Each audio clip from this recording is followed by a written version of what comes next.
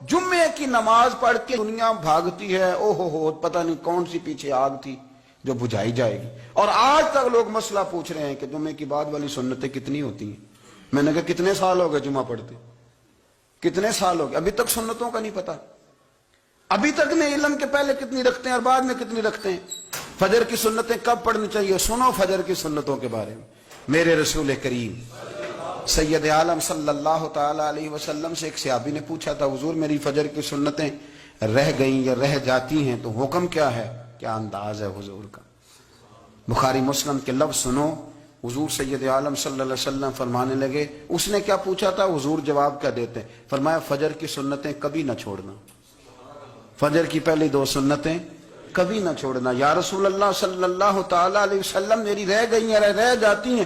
فرمایا فجر کی دو سنتیں نہ چھوڑنا، فرمایا فجر کی پہلی دو سنتیں مجھے دنیا اور دنیا کے اندر جو کچھ ہے وہ سب سے زیادہ پیاری ہے۔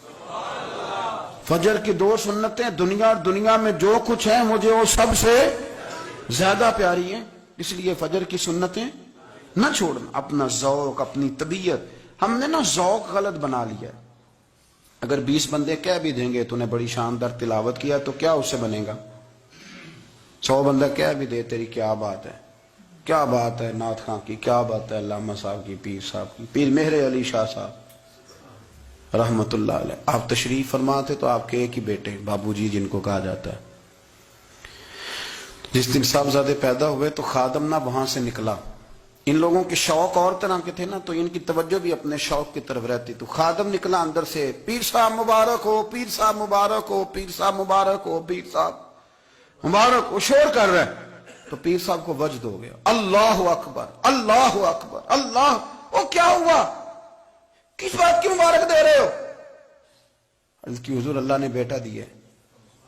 تو آپ فرمانے لگے اچھا حضور آپ کیا ہوا، آپ تو پریشان ہو گئے۔ فرمانے لگے جب تو نے 3 دفعہ کہا نا مہر علی کو مبارک ہو تو میں سمجھا تھا شاید تجھے کسی نے بتا دیا ہے کہ مہر علی سے اللہ راضی ہو گیا، میں سمجھا تھا کہ شاید تو یہ خبر لے کے آیا ہے کہ کسی نے بتایا ہے کہ مجھے آج خبر ملی ہے کہ مہر علی سے رب اچھا پتر ہوا ہے، الحمدللہ اللہ کا شکر ہے، پر میرے لیے مبارک کا دن وہ ہوگا جب میرا رب کہے گا کہ میں مہر علی سے راضی ہوں، میرے محبوب کہیں گے کہ میں مہر علی سے۔ آپ بات کو سمجھیں، شوق ہی کسی اور طرف تھا، دل ہی کہیں اور لگا ہوا تھا، طبیعت ہی کہیں اور مائل تھی۔ کوئی وظیفہ پوچھتے تھے تو پڑھتے تھے وہ لوگ، کچھ اللہ اللہ انہیں بتائی جاتی تھی تو کرنے کا ذوق رکھتے تھے، طبیعت تھی، قائل تھے۔ حضرت ربیع کہتے ہیں میں بڑی دور سے سفر کر کے گیا حضرت اویس کرنی سے ملنے، بڑی دور سے، اور جب میں پہنچا تو فجر کا وقت تھا، تو حضرت اویس کرنی کو میں نے پا لیا، تو وہ نماز پڑھ کے نا قرآن شریف لے کے بیٹھ گئے۔ فرماتے ہیں اشراق چاشت کا وقت ہوا تو نفلوں کی نیت باندھ لی۔ محدث ابن الجوزی نے لکھا ہے، فرماتے ہیں پھر جب زوال کا وقت ہوا تو مسجد میں جھاڑو دینے لگ گئے، زور کی نماز پڑھ کے تو عصر کی تیاری تک وہ مسجد میں بیٹھے رہے۔ اور میرے نبی پاک علیہ السلام نے فرمایا جو نماز کے انتظار میں بیٹھا ہو وہ نماز ہی میں ہے، وہ نماز ہی میں ہے۔ فرمایا میری دنیا، میری امت کی جو رہبانیت ہے نا وہ اتنی ہے کہ نماز کا انتظار کرے، اذان کے بعد نماز کا یہ راہب ہے، یہ اس وقت چھوڑ کے بیٹھے ہیں سارا کچھ۔ فرماتے ہیں عصر تک انہوں نے اللہ اللہ کی، پھر مغرب تک کی، عشاء کی نماز ہوئی تو نماز پڑھی تو وہ تھک گئے، اب مجھے وہ فارغ ہوں مصلی چھوڑے تو میں ملاقات کروں نا۔ یہ آپ حیران نہ ہو کہ اتنی دیر بندہ کیسے اللہ اللہ کر، ہم نے کی نہیں نا اس لیے ہم پریشان ہیں، جو عادی ہوتے ہیں وہ کر بھی لیتے ہیں، وہ یہ کام۔ میری بات کی سمجھ آ رہی ہے؟ جب جاتے ہو کسی دفتر میں تو 8 گھنٹے کھڑے رہ لیتے ہو نا، مجبوری ہوتی ہے تو کھڑے رہا جا سکتا ہے۔ پاسپورٹ کے دفتر بولیے، امیگریشن کی لائنوں میں، اور میں نے تو ایمبیسیوں میں بندے 12 گھنٹے پہلے جا کے کھڑے دیکھیں، رہ لیتے ہیں کھڑے۔ تو اگر ان کاموں کے لیے رہا جاتا ہے تو اللہ رسول کے لیے بھی کھڑے رہا جا سکتا ہے۔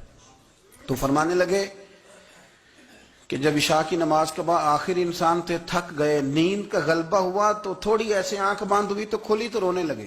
حضرت ویسے کرنی رو کے کہنے لگے مالک مجھے غافل تو نہ کر، ابھی میں نے کیا بھی کچھ نہیں، دن ختم ہو گیا، کوئی نفل نہیں، کوئی اللہ اللہ نہیں، اللہ مجھے غافل نہ کر، میری مدد فرما۔ فرماتے ہیں جب وہ روئے تو میرے ساتھ جو شخص تھا، میں نے کہا اٹھو چلیں، کہنے لگا حضور ملا نہیں، فرمایا جو میں لینے آیا تھا وہ مجھے مل گیا ہے، جو میں ان سے سیکھنے آیا تھا وہ مجھے نصیب ہو گیا، اب اور میں نے کیا لینا، ختم ہو گئی بات، اٹھو چلیں۔